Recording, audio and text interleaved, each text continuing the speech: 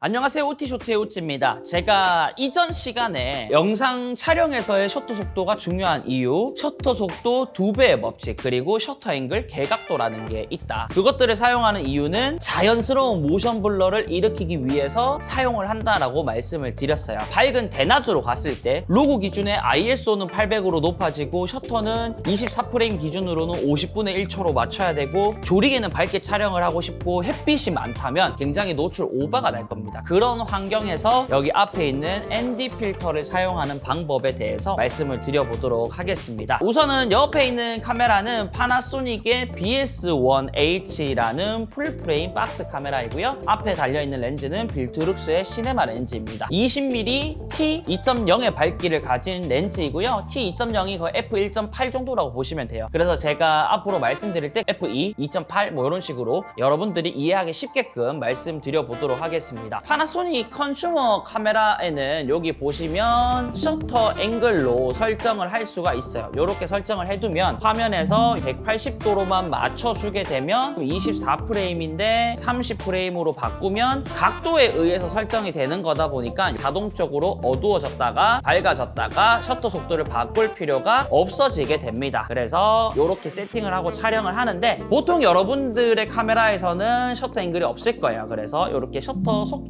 설정을 해두고 진행을 해보도록 하겠습니다. 지금은 약간 어두운 실내 야간이라고 가정을 하고, 여기서 내가 셔터 속도 2배의 법칙을 이용해서 촬영을 한다라고 봤을 때 저는 항상 로그로 찍어요. 그래서 ISO는 지금 800에 세팅을 해놨습니다. 그리고 셔터 속도 같은 경우에는 24프레임이니까 50분의 1초로 고정입니다. 그래야 앞에 자연스러운 모션 블러가 일어나면서 실제로 우리가 보는 것처럼 잘 느껴지게 되겠죠. 만약에 내가 여기서 조리개를 밝게 세팅을 하고 싶다라고 하면, 지금 F4예요. 그래서 제가 조리개를 이렇게 밝혔습니다. 밝혔더니 화면에서도 밝아졌어요. 이럴 때는 어떻게 하느냐, 여기서 ND 필터를 쓰기에는 어두워지는 상황이 올 겁니다. 그렇기 때문에 셔터 속도를 조금 포기를 하면서 80분의 1초 정도로 맞춰주면서 필요로 하는 적정 밝기를 맞춰주시면 됩니다. 근데 여기서 100분의 1초, 뭐 160분의 1초로 가면 또 이런 모션 블러가 잘 안 일어날 수도 있지만 60분의 1초나 80분의 1초까지는 어느 정도 또 허용이 되는 부분이 있으니까 야간에는 이런 식으로 세팅을 하시면 되고, 이렇게 세팅을 했는데 너무 밝다라고 한다면 그때는 조리개가 2.8이라면 뭐 한 3.2나 4.0까지 살짝은 쪼아주면서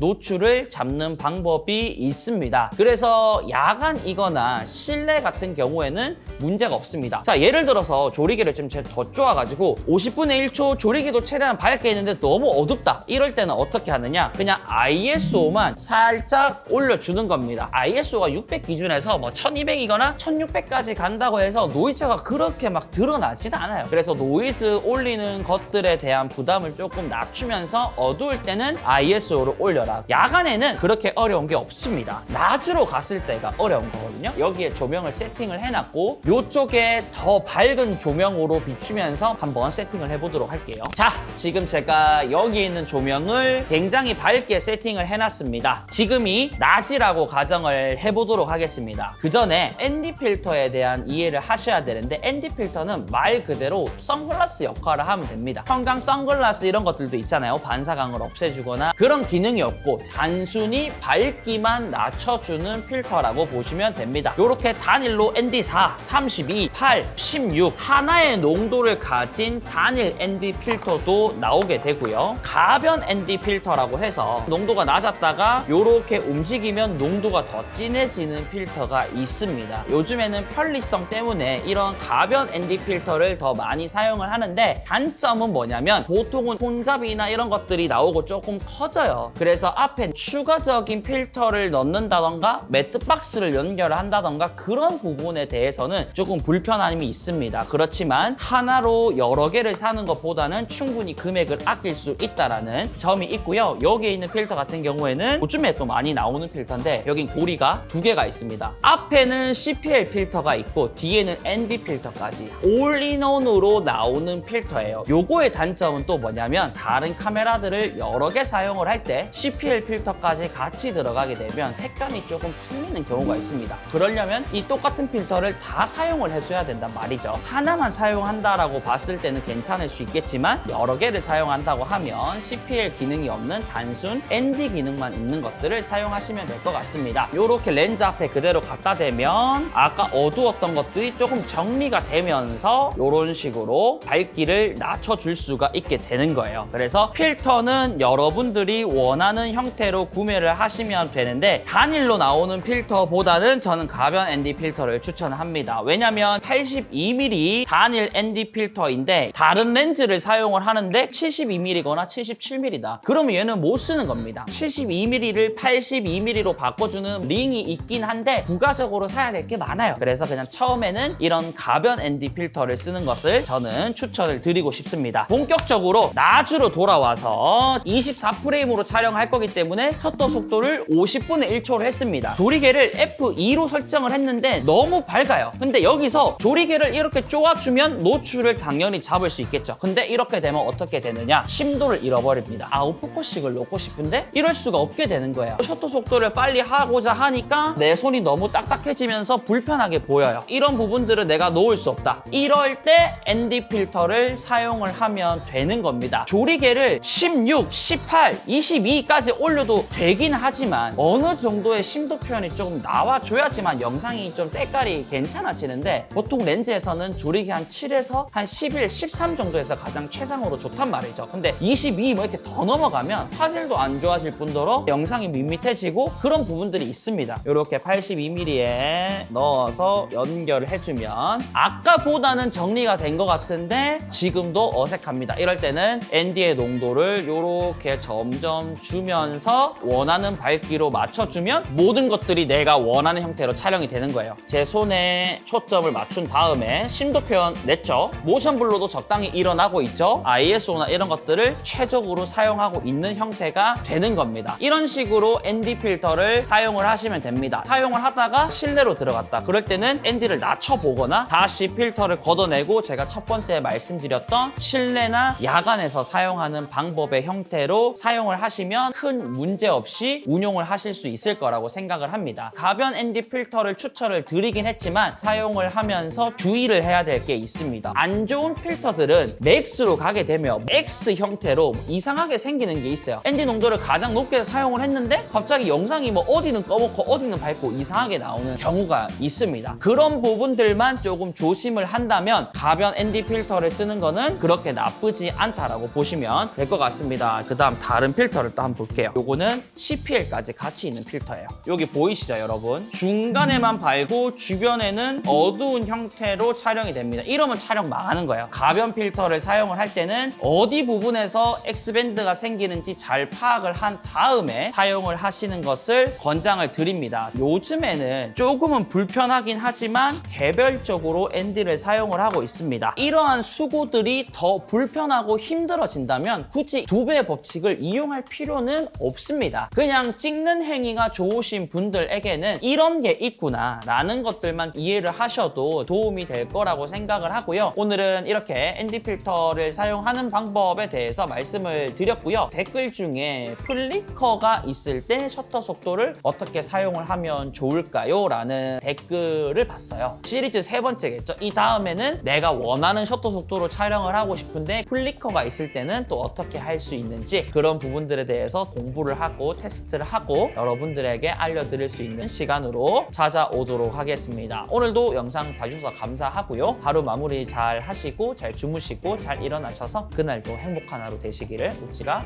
응원하겠습니다. 그러면 안녕히 계십시오. 요즘에는 조금은 불편하긴 하지만 개별적으로 ND를 사용을 하고 있습니다. 니콘의 아크레스트 ND 필터인데요. 필터도 어느 정도의 브랜드나 값어치에 따라서 결과물이 달라집니다. 플레어나 이런 부분들도 달라지고 뭔가가 묻었을 때나 화질이나 이런 부분에서도 차이가 있기 때문에 저는 이러한 필터보다는 이렇게 개별적으로 필터를 조금 바꿔가면서 사용하는 것들을 조금 연습을 하고 있는 정도예요.